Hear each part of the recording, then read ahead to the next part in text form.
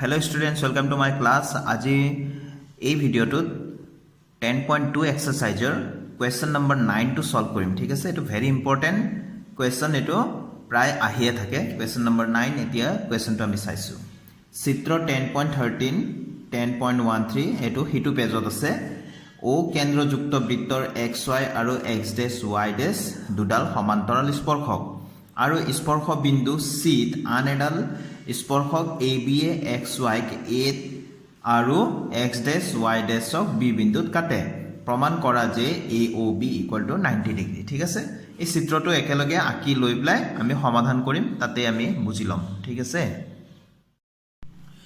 এতিয়া স্টুডেন্টস প্ৰথমতে চিত্ৰটো আঁকি ললো। চিত্ৰটো চাই ভয় খাব নালাগে, এটো অতি সিম্পল। মই একেবাৰে সহজ নিয়মত তোমালোকক এটো কৰি দিম। তো ইয়াত প্ৰথমতে কি কি দিয়া আছে সেইখিনি প্ৰশ্নৰ পৰা চাই লিখি ললো। ইয়াতে দিয়া আছে ও কেন্দ্ৰীয় বৃত্তৰ XY আৰু X ডেশ Y ডেশ দুডাল স্পৰ্শক, কিন্তু কেনেকুৱা স্পৰ্শক? এই দুডাল সমান্তৰাল স্পৰ্শক বুলি দিয়া আছে, সেইকাৰণে আমি একেলগে লিখি দিছো XY সমান্তৰাল X ডেশ Y ডেশ দুডাল স্পৰ্শক। স্পৰ্শ বিন্দু C তাৰ মানে এইটো স্পৰ্শ বিন্দু C প্ৰথমতে দিলে XY আৰু X ডেশ Y ডেশ এই ৰেখা দুডাল স্পৰ্শক হয়। কেনেকুৱা স্পৰ্শক? XY আৰু X ডেশ Y ডেশ সমান্তৰাল। আন এডাল স্পৰ্শক AB এ ও কেন্দ্ৰীয় বৃত্তটোক C বিন্দুত চুই আছে, আৰু লগতে এই স্পৰ্শকডালে XY ক'ত কাটিছেগৈ? A বিন্দুত, আৰু X ডেশ Y ডেশক ক'ত কাটিছেগৈ? B বিন্দুত কাটিছে। এতিয়া প্ৰমাণ কৰিব লাগে যে AOB এই কোণটো 90 ডিগ্ৰী হয় বুলি আমি প্ৰমাণ কৰিব লাগে। ঠিক আছে, তো ইয়াৰ কাৰণে আমি প্ৰথমতে এটা OC সংযোগ কৰি লম। এটো অংকনত আমি লিখিম OC সংযোগ কৰা হল। তো মই লিখি দিলো অংকনত OC সংযোগ কৰা হল। এতিয়া প্ৰমাণ কৰিম। প্ৰমাণ কৰিবলৈ হলে আমি মনত ৰাখিব লাগিব স্টুডেন্টস, অতি সহজ এটো। তোমালোকে কেৱল দুটামান কথা মনত ৰাখিব লাগিব যে এই দেখি আছো আমি এইটো এটা ত্ৰিভুজ, এইটো এটা ত্ৰিভুজ, এইফালেও এইটো এটা ত্ৰিভুজ, এইটো এটা ত্ৰিভুজ। এই কাষৰ এই ত্ৰিভুজ দুটা আমি সৰ্বসমতা প্ৰমাণ কৰি দিম। ঠিক আছে, সেই ধৰণে আকৌ এই দুটাও আমি সৰ্বসমতা প্ৰমাণ কৰি দিম। ঠিক আছে, তো প্ৰথমতে এইটো কৰো OPA আৰু OCA এই দুটা ত্ৰিভুজত আমি সৰ্বসমতা প্ৰমাণ কৰিম। কিয় কৰিম আমি চাওঁ। তো মই এতে লিখি দিলো ত্ৰিভুজ OPA আৰু ত্ৰিভুজ OCA। OP = OC আমি চাইছো, ইয়াতে OP = OC এই দুটা কিয় সমান? কিয়নো এই দুটা একে বৃত্তৰ ব্যাসাৰ্ধ হয়। একে বৃত্তৰ ব্যাসাৰ্ধবোৰ সদায় সমান। এইডাল ব্যাসাৰ্ধ, এইডালো ব্যাসাৰ্ধ, গতিকে একে বৃত্তৰ ব্যাসাৰ্ধবিলাক সমান, সেইকাৰণে OP = OC। OA = OA দুইটা ত্ৰিভুজে ব্যৱহাৰ কৰিছে OA বাহুটো, গতিকে এইটো সাধাৰণ বাহু। আমি চিত্ৰত দেখা পাওঁ দুইটা ত্ৰিভুজে OA বাহুটো ব্যৱহাৰ কৰি আছে। তাৰপিছত AP = AC। A বিন্দুৰ পৰা AP এডাল স্পৰ্শক বৃত্তটোলৈ, আৰু A বিন্দুৰ পৰা AC এডাল স্পৰ্শক এইটো বৃত্তলৈ। ঠিক আছে, তো এটা বহিবিন্দুৰ পৰা টনা স্পৰ্শক দুডালৰ দৈৰ্ঘ্য সদায় সমান। এইটো আমি 10.2 উপপাদ্যত পাইছো। ঠিক আছে, গতিকে এটা ত্ৰিভুজৰ তিনিটা বাহু আনটো ত্ৰিভুজৰ তিনিটা বাহুৰ সৈতে সমান হল। তো এইটো কি হ'ব? এতিয়া ত্ৰিভুজ OPA সৰ্বসম ত্ৰিভুজ OCA হ'ব। কি চৰ্তমতে? বাহু বাহু বাহু S সৰ্বসমতাৰ চৰ্তমতে। ঠিক আছে, তো ইয়াৰ পৰা আমি লিখি ৰাখিম AOP = AOC। AOP = AOC এইটো আমি উলিয়াই ৰাখিম কি মতে? CP CT চৰ্তমতে। সৰ্বসম ত্ৰিভুজৰ অনুৰূপ অংশবোৰ সমান। কিন্তু ভালকৈ লক্ষ্য কৰিলে আমি দেখা পাওঁ AOP কোণ সমান AOC কোণ, এই দুইটা কোণে সমান সমান, কিন্তু কাৰ আধা আধা হয়? এইটো আমি চিত্ৰত যদি চাওঁ, চিত্ৰত এয়া চোৱা, এতিয়া ইয়াত লিখিছিলো AOP কোণ আকৌ AOC কোণ। এটোকে কাক ভাগ কৰি দিয়া হৈছে? আচলতে এই সম্পূৰ্ণ POC কোণক ভাগ কৰি দিয়া হৈছে, নহয় জানো? সমানে সমানে ভাগ কৰি দিয়া গ'ল। তাৰমানে POC কোণক AOP কোণ আৰু AOC কোণত ভাগ কৰি দিয়া হৈছে, মানে আধা আধা কৰি দিয়া গ'ল। সেইকাৰণে ইয়াত লিখা গৈছে যে এতেকে AOP কোণ সমান AOC কোণ সমান হাফ অফ POC কোণ। ঠিক আছে, অৰ্থাৎ ইয়াৰ পৰা আমি লিখিব পাৰো POC কোণ। অকল POC কোণ মানে কি হ'ব? AOP কোণৰ দুগুণ হ'ব আৰু AOC কোণৰো দুগুণ হ'ব, নহয় জানো? গতিকে ইয়াতে আমি লিখিম POC কোণ = টুৱাইচ AOC। অকল AOC কোণটো উলিয়াই ৰাখিলো দুগুণ বুলি। কিয়?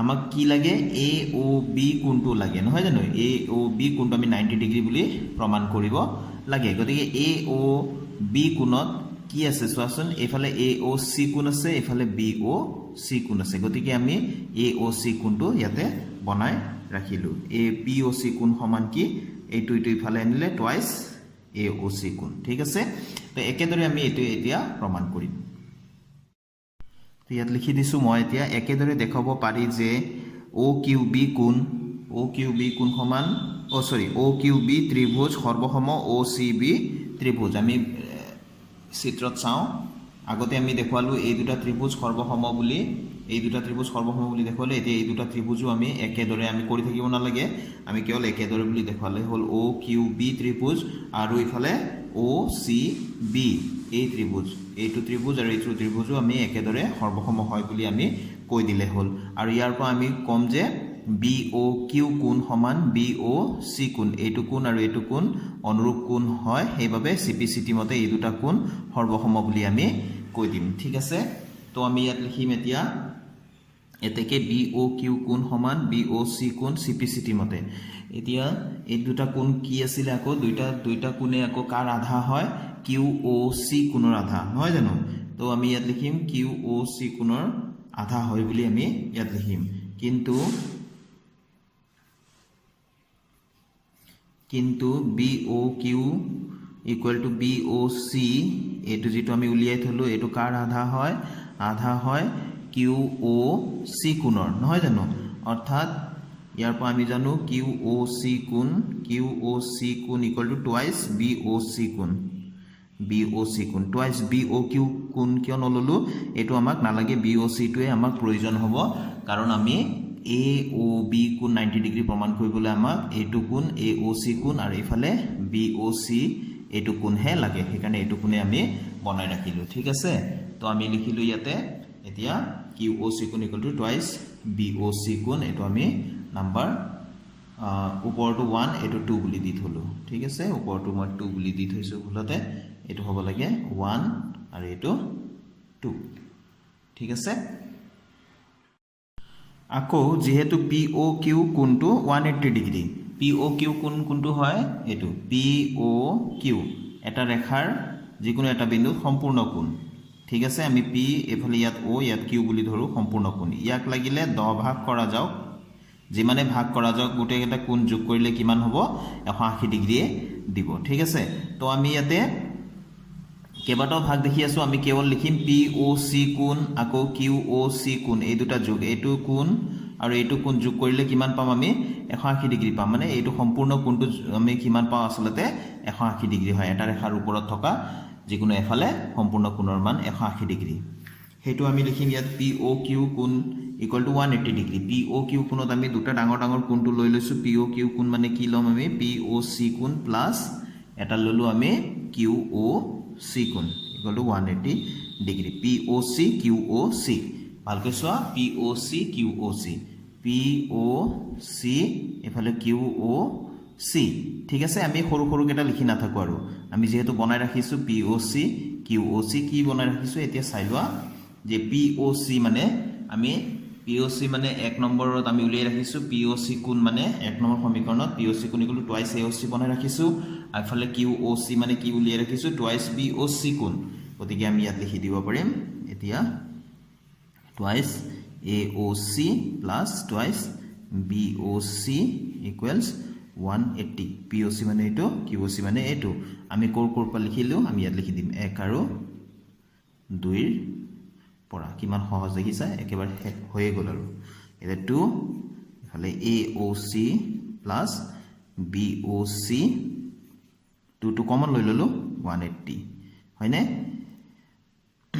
যিকোনো প্ৰত্যেক বছৰে এইটো ফাইনেলৰ কাৰণে ভেৰি ইম্পৰ্টেন্ট হয় এই কুৱেশ্যনটো 4 মাৰ্কছৰ থাকে কিন্তু তোমালোকে একেবাৰে ভালকে প্ৰেক্টিস কৰিবা অতি সহজ তো এই 2 টোৰে আমি এফালে 180 হৰণ কৰি দিব পাৰো এটো 90 ডিগ্ৰী পালো এতে এ ও সি প্লাস বি ও সি মানেনো কি আমি চাই লওঁ চিত্ৰত এ ও সি এইখিনি নহয় জানো আৰু বি ও সি এইখিনি এই গুটেখিনি মিলি পেলাই কি হৈ গল তেনেহলে এ ও বি হৈ গল এতেকে হেকত লিখি দিম আমি এতেকে এ এ অ বি কোণ এই দুটা মিলি এ অ বি হ'ল এইফালে 90 ডিগ্ৰী পালোৱে দুইটো ফালে হৰণে হ'ব নহয় জানো 180 হৰণ কৰিব লাগিব দুই দি ডাইৰেক্ট কাটিয়ে দিলোঁ 90 পালোঁ 90 ডিগ্ৰী এইটোৱে প্ৰমাণ কৰিব লগা আছিলে প্ৰুভড চ' কিমান সহজতে অন্য বিভিন্ন মেথড দি কৰিব পাৰি আটাইতকৈ সহজ মেথড কিন্তু এইটোৱে হয় ইজিয়েষ্ট মেথড তোমালোকে এই মেথড দিয়ে প্ৰেক্টিছ কৰিবা তোমালোকে 4 নম্বৰ সম্পূৰ্ণকৈ পাবলৈ সক্ষম হ'বা যদি ফাইনেলত আহে ভেৰি ইম্পৰ্টেণ্ট কুৱেশ্যন এইটো থেংক ইউ ষ্টুডেণ্টছ কিপ ৱাচিং মাই চেনেল